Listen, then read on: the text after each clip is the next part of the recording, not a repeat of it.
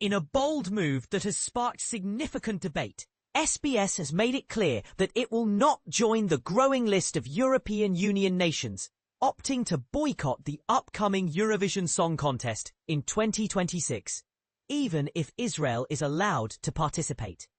This decision comes at a time when tensions surrounding Israel's involvement in the contest are high, particularly due to the ongoing humanitarian crisis in Gaza. The governing body of the Eurovision contest is set to make a crucial decision regarding Israel's participation in December.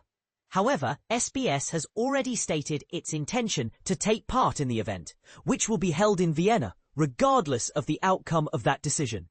This stance is particularly noteworthy given the recent announcements from several countries, including Ireland, Slovenia, Spain, the Netherlands, and Iceland, all of which have expressed their unwillingness to compete if Israel is included.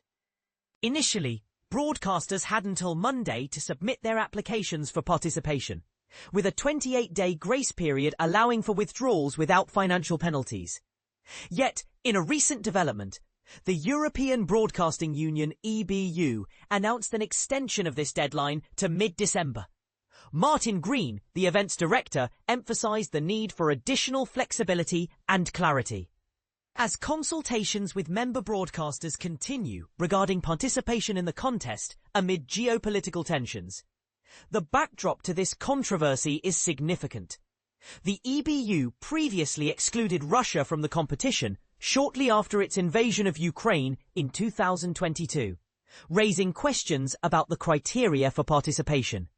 On Wednesday, Eurovision officials dismissed earlier reports from Israeli media, suggesting that the EBU had informally proposed to Israel's public broadcaster, Khan, that it either withdraw temporarily or compete under a neutral symbol to avoid exclusion.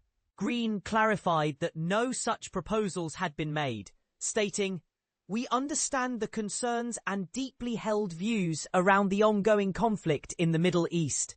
We are still consulting with all EBU members to gather views on how we manage participation and geopolitical tensions around the Eurovision Song Contest."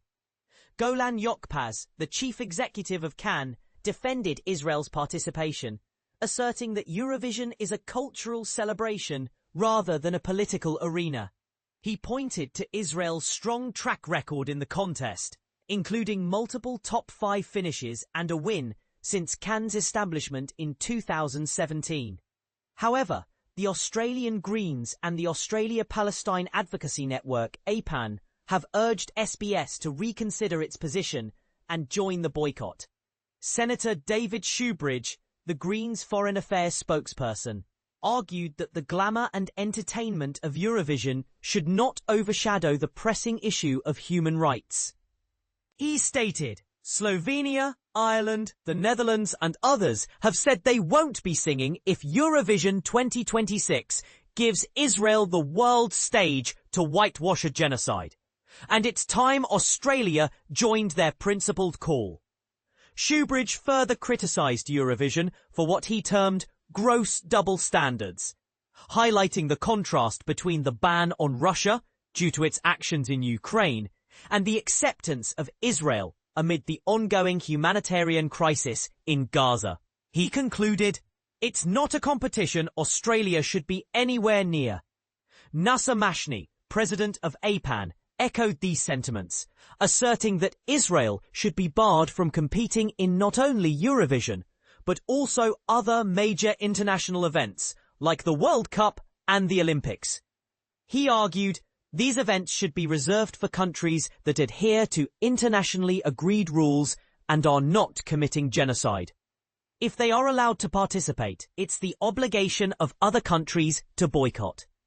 While Israel denies allegations of committing genocide in Gaza, the controversy surrounding its participation in Eurovision continues to unfold.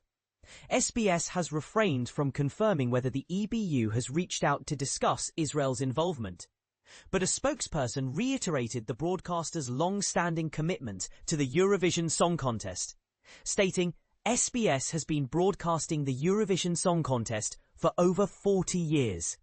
sharing this global celebration of diversity and inclusion with all Australians.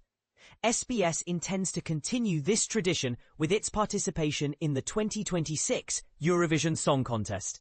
The decision regarding Israel's participation in Eurovision will be made by the EBU over the coming months. As this situation develops, it raises important questions about the intersection of culture and politics. Should artistic platforms like Eurovision be influenced by geopolitical issues? What are your thoughts on this matter? We invite you to share your opinions in the comments below.